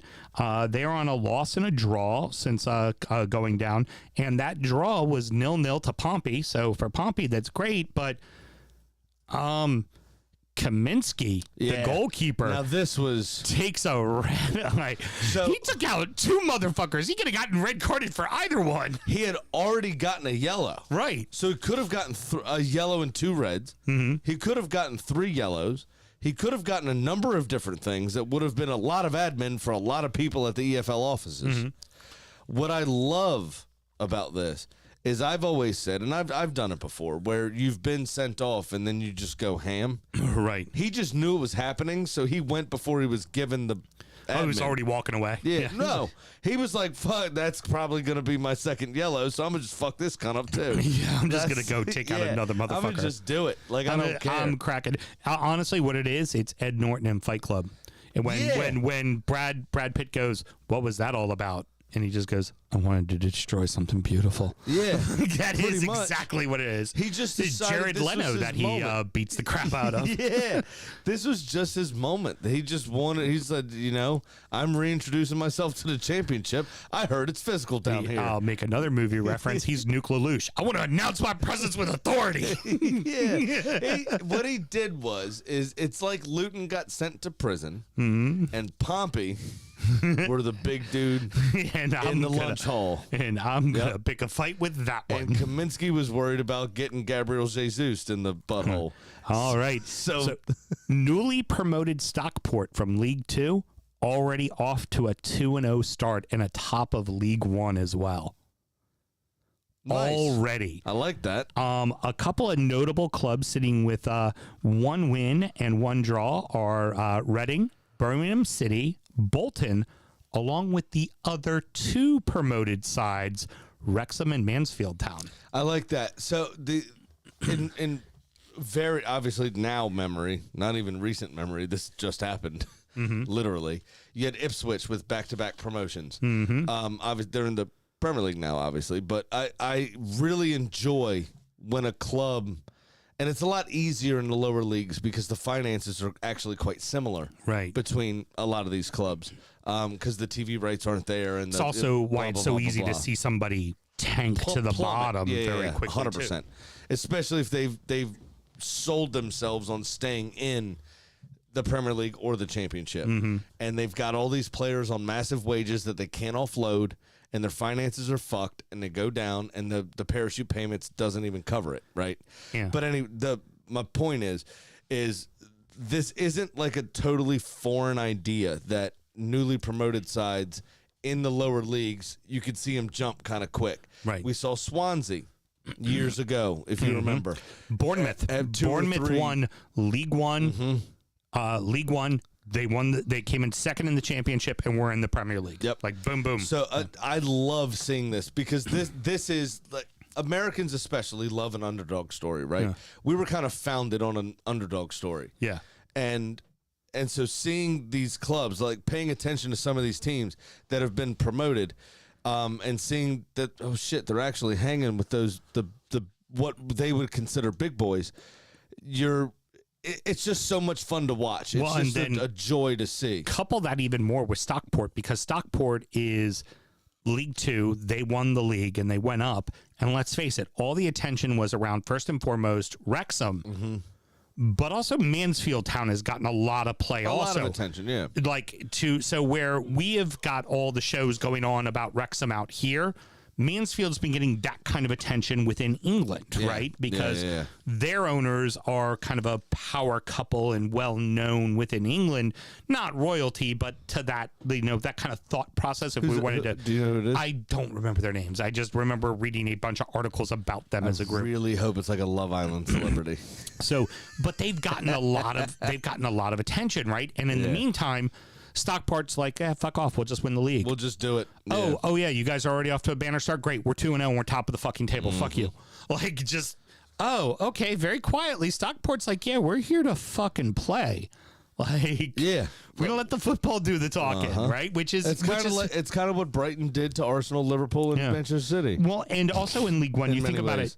Birmingham City's a team that just came down. Huddersfield Town came down, and they're up already. I think they're at 2-0 as well.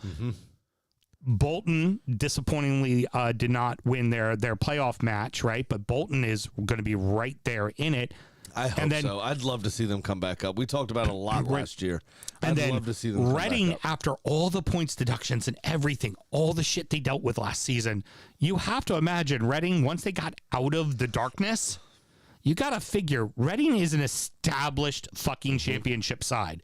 This is one of those kind of sides, much like how Derby County got back up to the championship.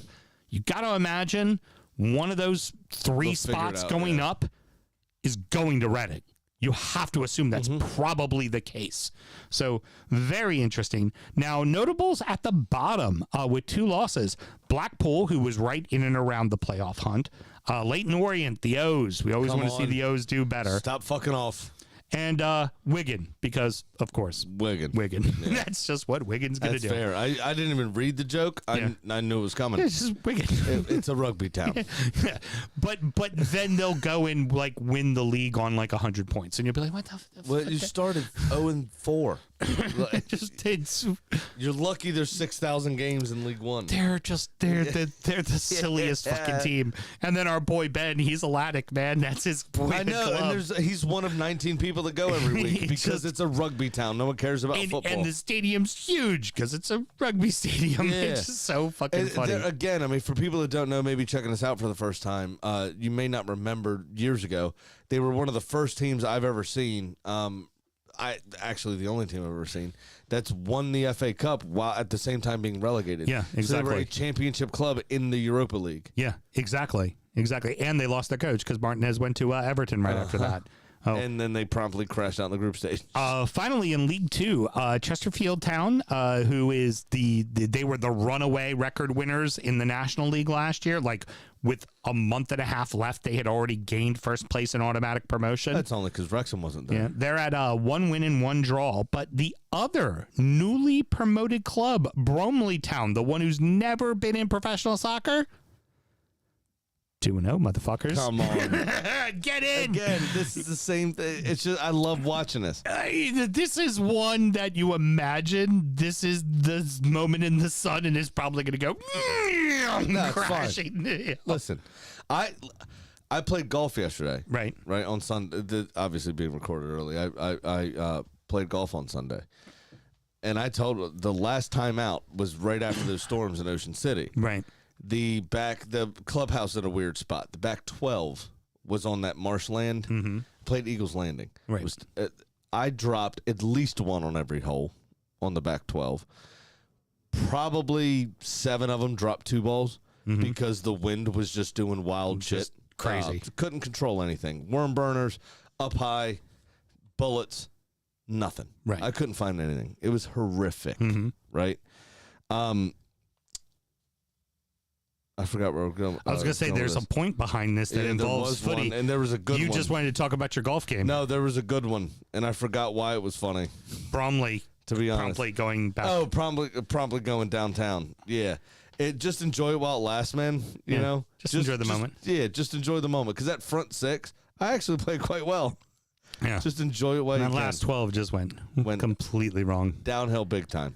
Wassel and your hated rivals, Gillingham, the Gills. The Gills. The Gills. The fish. Whatever the fuck they are. I hate them. Are both also at 2-0. I said 2-0-2, but it's really only 2-0 because they've only played 2 games. 2 games, yeah. They just made it up because Gillingham tends to cheat. Yeah, exactly.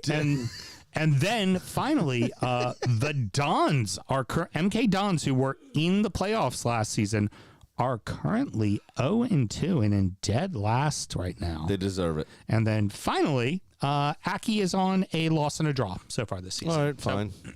We need Aki to do better, but fine. Aki in the not a horrific start. The way modern football has gone and what Aki is as far as a town. Now, the key thing we have to remember also with Aki is one of the original 12. Like, Aki is one of the first major football clubs in the history of English football. Oh, yeah, absolutely. As far as professional clubs go. They're probably a middle tier team. That's what they are. That's just who and what they are. That's where they're going to be. And that's about it. Now, that's going to wrap it all up, Mr. Graham. I do have to say, because I did the typo, I do need to actually say it as it's listed.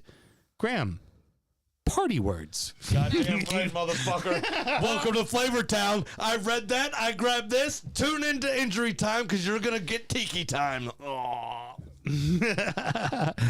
All right. And yep, next up is Injury Time, where we go ahead and cover the preview of the next week's action. We're going to talk about the beers we've had and recap our fantasy. Should somebody want to find Injury Time, Mr. Graham, how do they go about doing it? If you want to find Party Time, it is on the old Patreon, patreon.com/DU Football Show. Just sign up to that $1 tier, and you will get. I sound really weird when my hair's under the headphones. This is strange. And you'll get the all the extra shit we do. So it's good. Everybody on the live stream, have a great night, and we'll see you all next week. Good night. Party time. Party words. Whatever, bro.